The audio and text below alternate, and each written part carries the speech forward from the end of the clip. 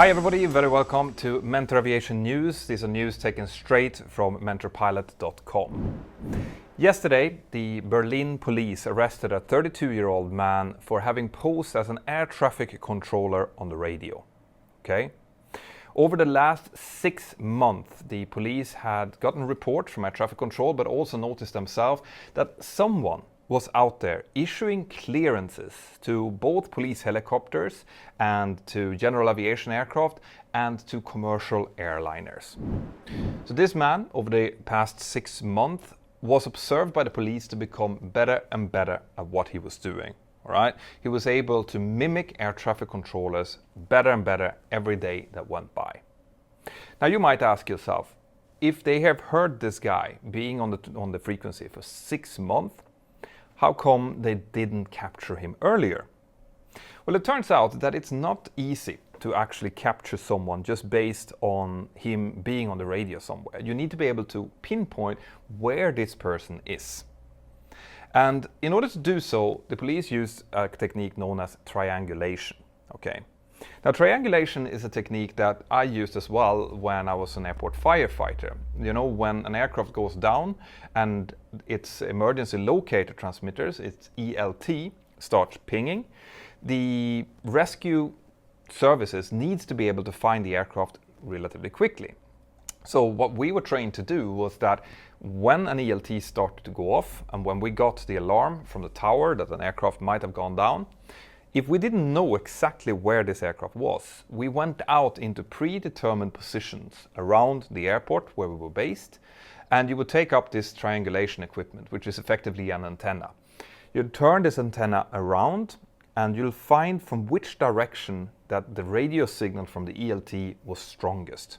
When you found that direction, well then you plotted that track down on a chart, and then another team would go to a different fixed position, do the same. They would also find a different track, and a third team would do the same. And when you had 3 different triangulation points kind of coming in, you would get a cross, and in that cross is where you would find the aircraft.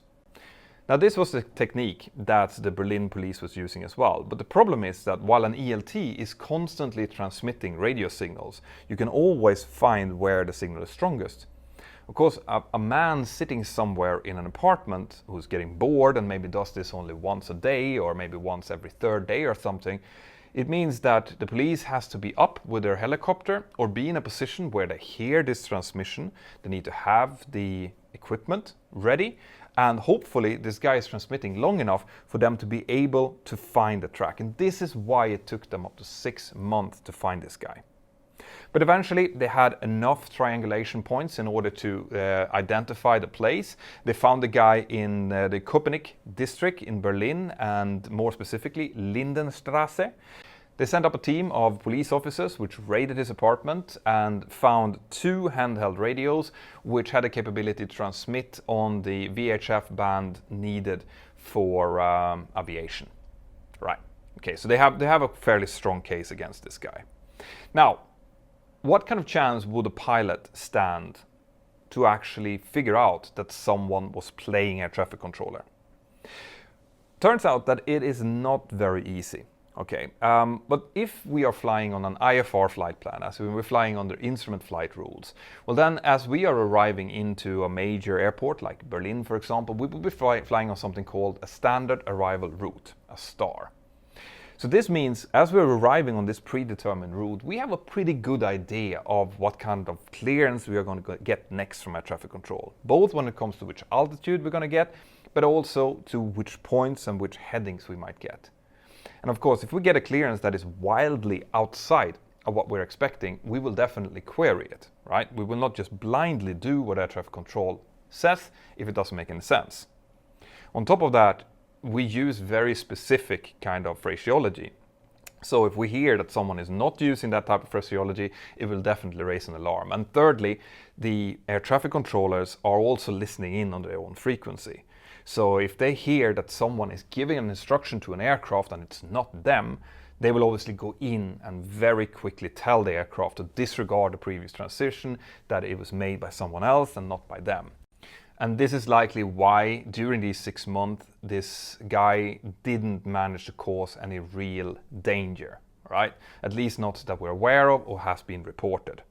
However, if this guy would start to issue, for example, altitude clearances, and he would do that in a second where the air traffic controller was looking into something else and maybe wasn't monitoring properly, and the pilots wouldn't be there and question it or think that it was strange, well, in that case, this guy could have caused an absolute disaster. He could have gotten, 2 aircraft on collision course to each other, especially general aviation aircraft that is not TCAS equipped. So this is really dangerous, right? When I read this, I couldn't believe my eyes. I couldn't believe that someone would be so careless, so stupid with other people's lives as to do something like this. But unfortunately, this is not the first time where we in aviation, both police helicopters, general aviation, but also commercial aviation, are kind of subjected to dangerous pranks. In fact, the amount of laser attacks, where people stand with their little laser pointers and point it at the aircraft as we're coming in for approach or departing, has increased during the last few years.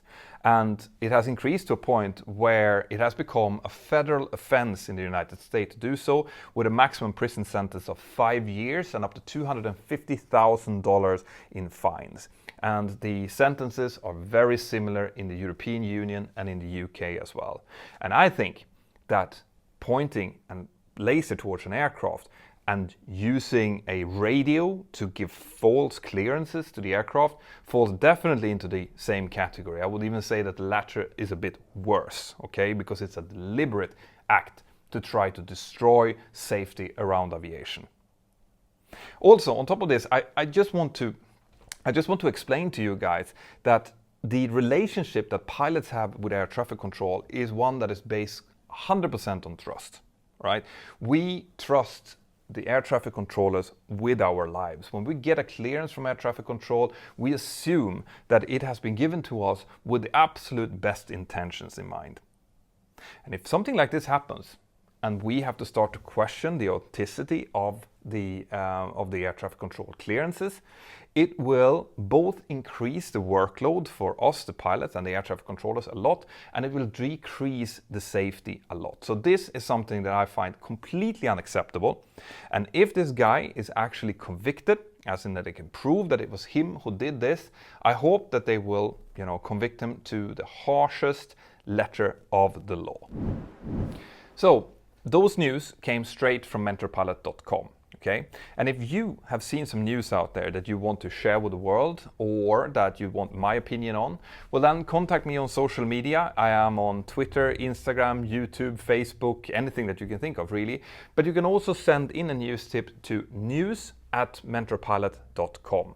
And if you send in the news that I make a video about, well then I will credit you as the one that gave me the tip as well. So send that in. And of course, you can always go, if you want the latest news about anything that's going on, mentorpilot.com or inside of the Mentour Aviation app, where I have a fantastic team that is compiling news from all over the world, and it's yours at the tip of your finger, absolutely for free. So go in, check the app, and have an absolutely fantastic day. Bye-bye.